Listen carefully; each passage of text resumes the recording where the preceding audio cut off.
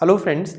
So today what NGT is that we'll be discussing. NGT क्या चीज है, NGT कब बना और क्यों बना, what is the aim behind the formation of NGT.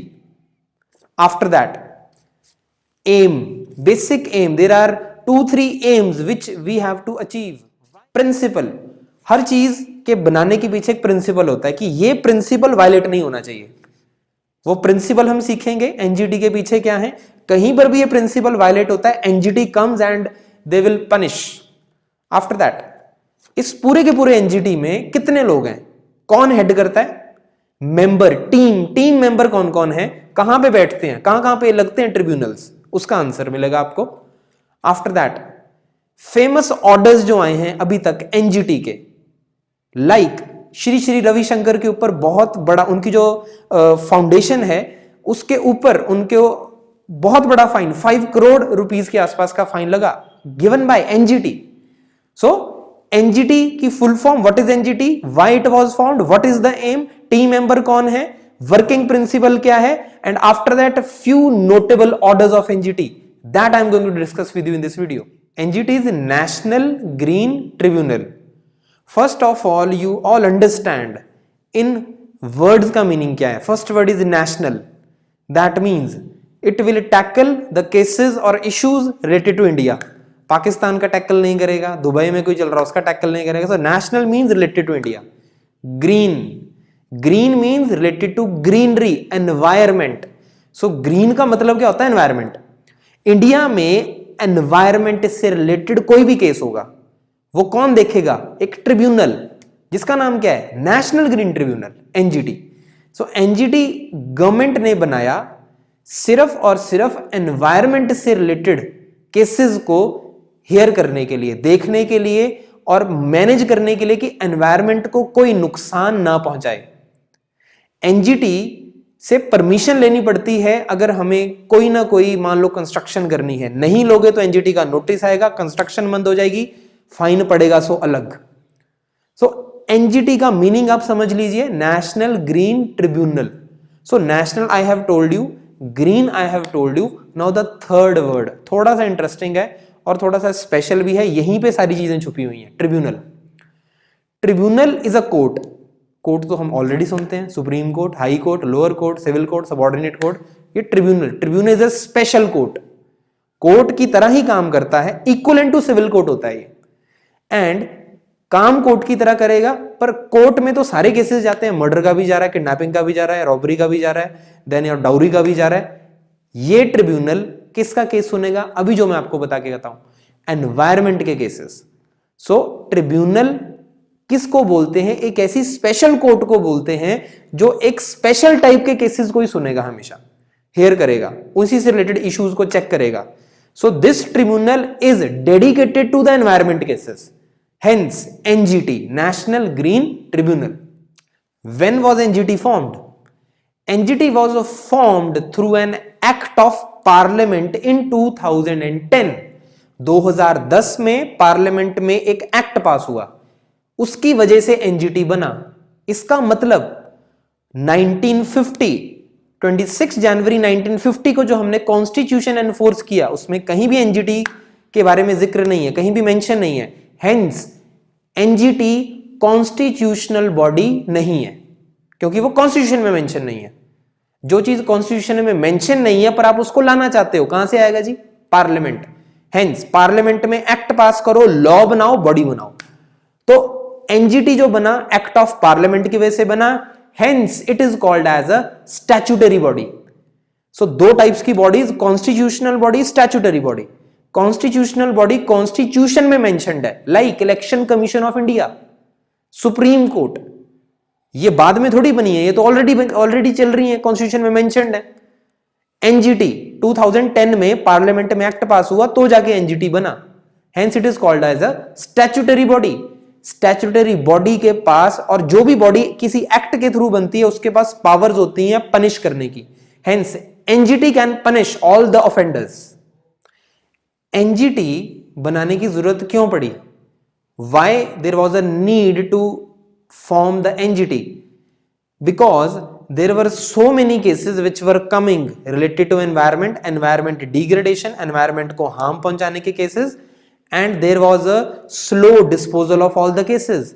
For the speedy disposal of all the cases, जल्दी से जल्दी hearing हो, जल्दी से जल्दी results आए, decisions आए, hence NGT was formed कि environment से related जितने भी issues हैं उसका जो भी case आएगा किसी normal court में ना जाके NGT के पास आए और NGT जल्दी से जल्दी विद इन 6 months कोई ना कोई उसके बारे में it endeavors to give the speedy response.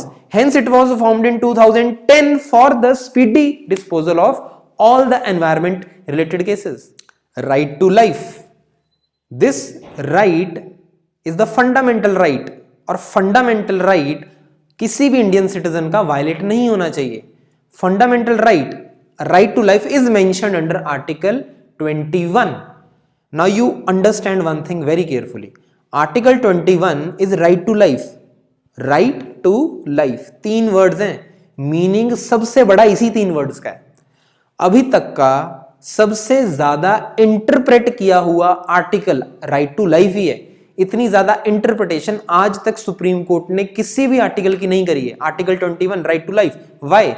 Life small word but a very big meaning. Right to life का मतलब क्या है? जीने का अधिकार. जीना कैसे है? अच्छा एनवायरनमेंट चाहिए, हेल्थ केयर फैसिलिटीज चाहिए, प्रिवेसी चाहिए. राइट टू प्रिवेसी जो एक आया था कि वो it is a part of fundamental right. Then after that right to education. बिना एजुकेशन के कैसी लाइफ जियोगे आप? राइट टू लाइफ से जोड़ी गई हैं सारी की सारी चीजें कि ये चीज है, हाँ जी राइट टू लाइफ का वाटा, ये चीज है राइट टू लाइफ का वाटा. हेंस हेल्दी एनवायरनमेंट किसका पार्ट हुआ? राइट टू लाइफ का हुआ. So right to have a healthy environment around you is a part of right to life. Hence it becomes a fundamental right. NGT यहीं से inspired है. What are the aims of National Green Tribunal? First aim that I have already discussed with you, the speedy and effective disposal of all the environment cases plus forest conservation कि जितने भी forests हैं उनको conserve करना और जितने भी हमारे नेचुरल रिसोर्सेज हैं उनकी conservation. This is the first aim. Conserve करना है जी एनवायरनमेंट को, डिग्रेड नहीं होने देना है, डेवलपमेंट के कॉस्ट पे एनवायरनमेंट खत्म नहीं करना है. That is the first aim of NGT and the very important aim. Second, if there is any legal right associated related to environment and if a person should have that legal right, enforce करवाना है उसको. That the person should have a clean and healthy air to breathe. ये हमारा एक right है. इसको enforce करवाने की जिम्मेदारी किसकी है? एनजीटी की है. कहीं पे भी पोल्यूशन हो रहा है, फैक्ट्री से धुआं निकल रहा है या कहीं पे कोई कॉलोनी है.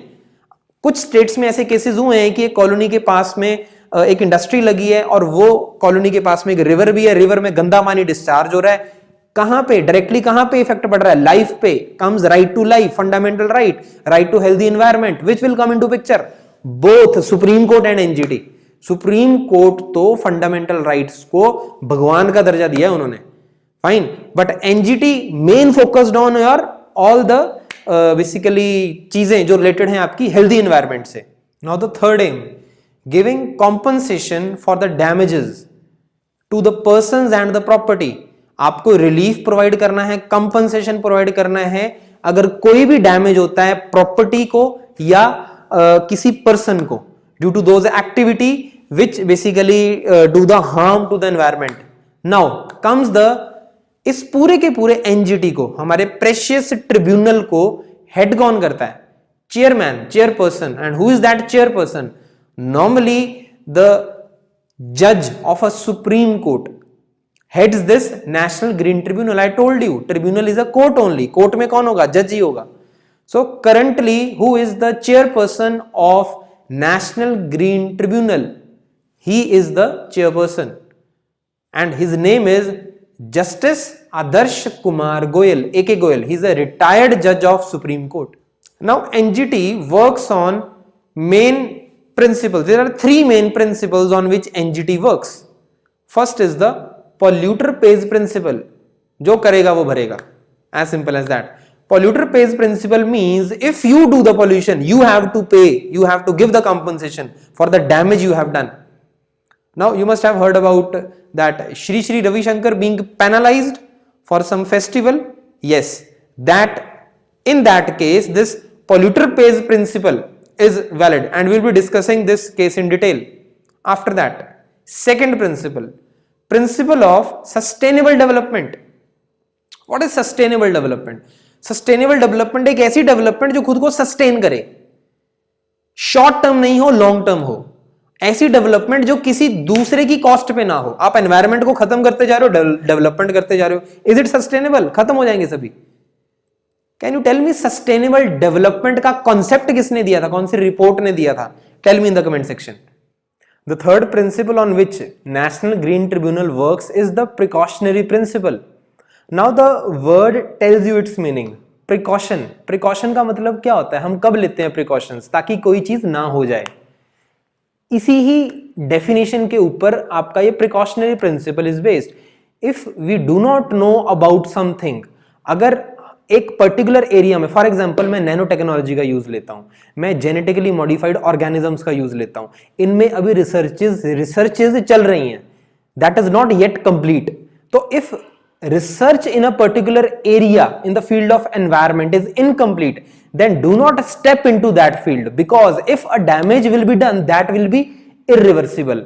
Hence better is to take the precaution. This is the precautionary principle कि अगर knowledge नहीं है तो पंगा मत लो, precaution low. Let me tell you one interesting point.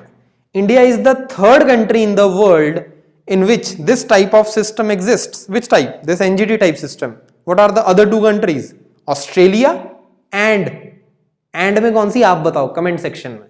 I told you the person who heads NGT is the chairperson, and the current chairperson of NGT is retired Justice Adarsh Kumar Goyal. Is he the only person in the NGT? Obviously not. So who are the other team members?